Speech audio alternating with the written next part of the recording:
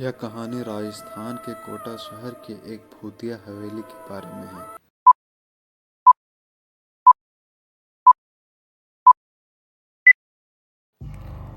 यह हवेली राजा महाराजा के समय में बनाई हुई थी, लेकिन पिछले 18 सालों से इस हवेली में आज तक कोई भी नहीं रहने के लिए आया है।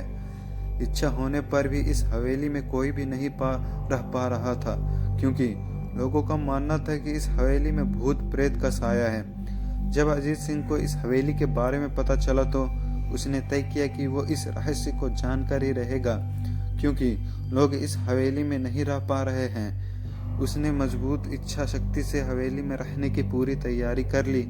जब उसने हवेली के अंदर जाने के लिए पैर आगे बढ़ाया तो दरवाजे पे किसी अनजान व्यक्ति ने उसे रोक लिया और नजदीक जाके बोला, कौन हो आप और किधर जा रहे हो?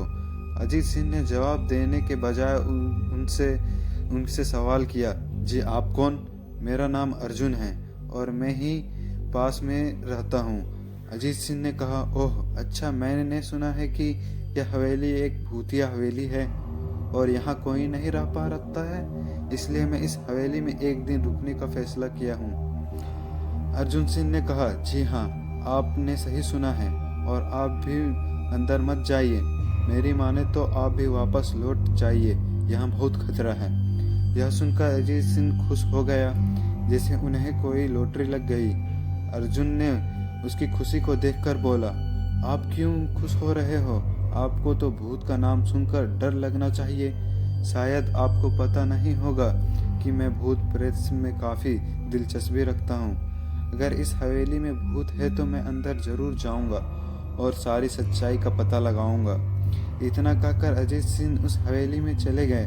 अंदर जाके अजीत सिंह ने अपनी बैग को साइड में रखा और हवेली के चारों ओर देखने लगा। सारे रूम भी चेक कर लिया।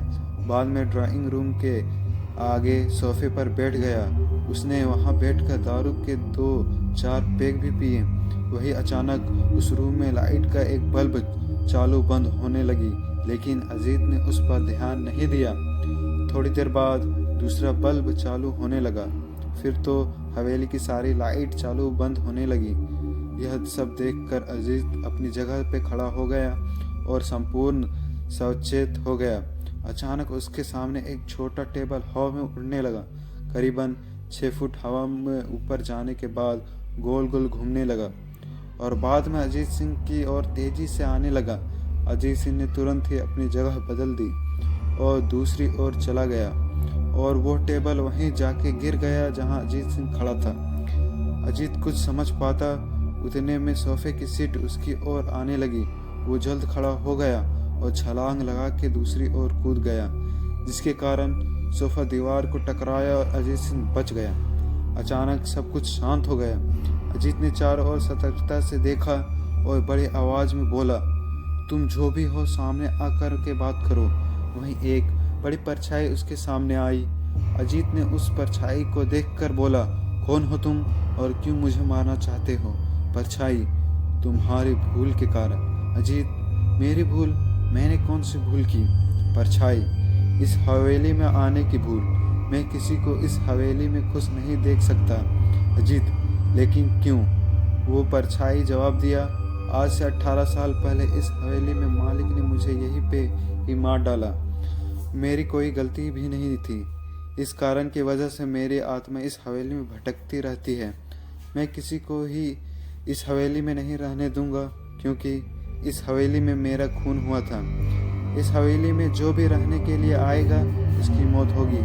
अजीत ने कहा, मैं तुम्हें अपने असलियत रूप में देखना चाहता हूँ। तुम्हें मारने से पहले मैं तेरी यह इच्छा अवश्य पूरी करूँगा। और उसने एक भयानक दरमियान रूप ले लिया। उसको चेहरा इतना भयानक था कि अजीत भी एक क्षण के लिए डर गया, लेकिन दूसरे ही क्षण में उसने अपने आप पर काबू पा लिया। बाद में इसके अपने जेब में से सफ़ेद पाउडर निकाला और उस भूत पर फेंक दिया। भूत के पर पाउडर फेंकते ही वो जलने लगा और बड़ी बड़ी ज्वालाएं उड़ने लगी। वो बहुत जोर जोर से चिल्लाने लगा और बाद में पूरी तरह से जल गया। उसके बाद अजीत ने चैन से सांस ली और वहीं पर सो गया। दूसरे दिन सुबह जब अजीत से को सही सलामत हवेली से बाहर आते हुए अर्जुन को आश्चर्य हुआ। अर्जुन ने अजीत से पूछा, तुम कैसे जिंदा हो? जब अजीत ने अर्जुन को कल रात को घटी घटना को पूरी तरह से बताया और बोला, अब यह हवेली भूतिया हवेली नहीं रही। दोस्तों, आपको यह कहानी राजस्थान के कोटे की भूतिया हवेली कैसी लगी? प्लीज़ हमें कमेंट करके ज़रूर बताएं और चैनल को सब्सक्राइब भी करें इसी तरह की और इंटरेस्टिंग कहानी सुनने के लिए।